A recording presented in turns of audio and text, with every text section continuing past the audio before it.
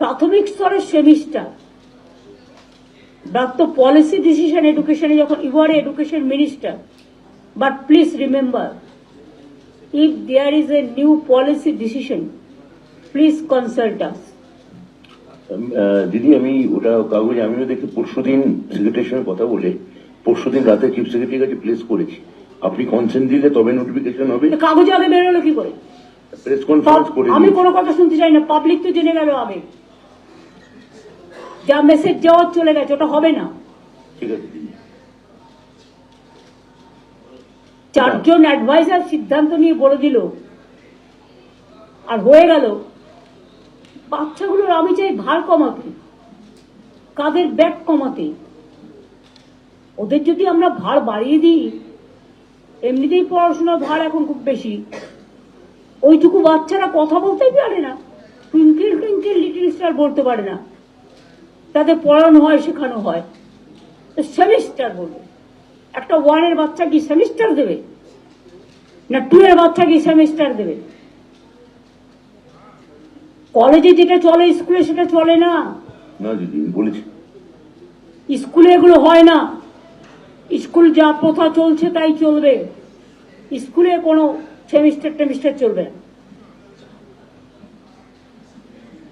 আর আমি বলবো এডুকেশনের ব্যাপারে নতুন করে কোনো পলিসি নিলে please let us know first before press. শিক্ষামন্ত্রীর পর এবার পরিবহন মন্ত্রী মুখ্যমন্ত্রীর ক্ষোভের মুখে।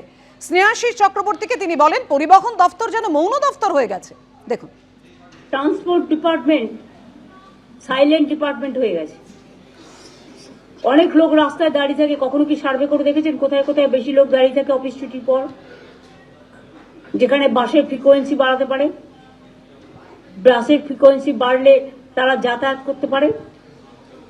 আমার চোখেতে প্রায় পড়ে।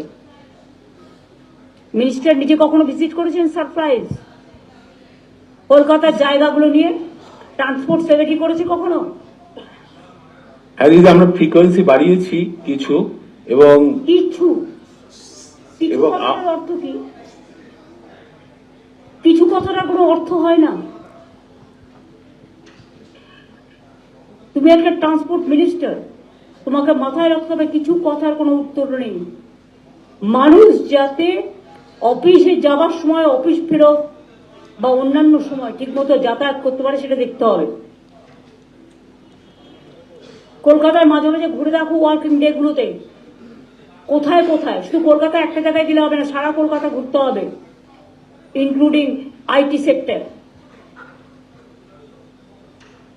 ইনক্লুডিং হসপিটালগুলোর সামনে আফটার ভিজিটিং আওয়ার্স।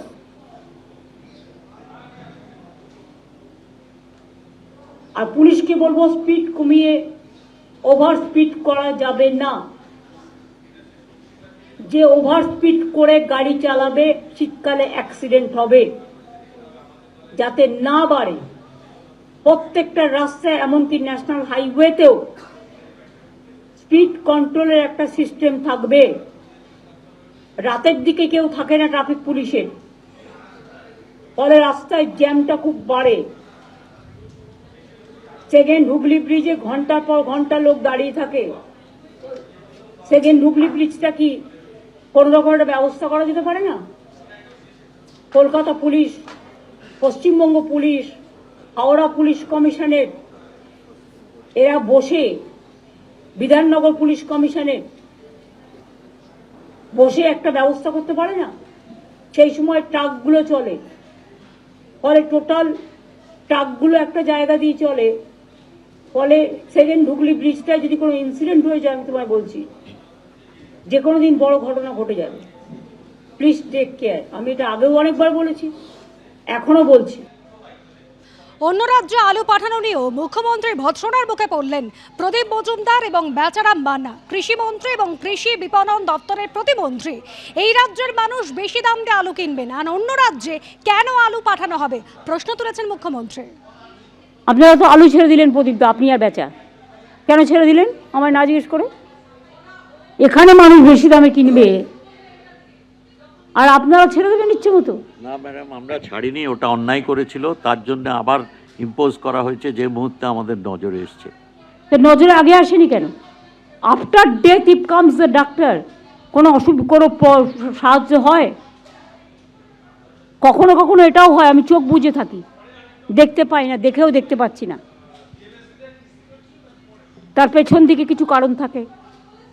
পুলিশও চোখ বুজেছিল, আমি খবর পাই, আপনারা পান না। আমি জানি মেদিনীপুরের কিছু লোক গর্বে তার এই চক্রটার সাথে যুক্ত আছেন, যাদের সাথে পুলিশের একাংশও যুক্ত আছে। এবং বেচা, তোমাকে আমি কিছু বলছি না, তারকেশ্বর আলুর জায়গা, তোমাদের ওখান থেকেও অনেক আলু গেছে, দেখে নিও।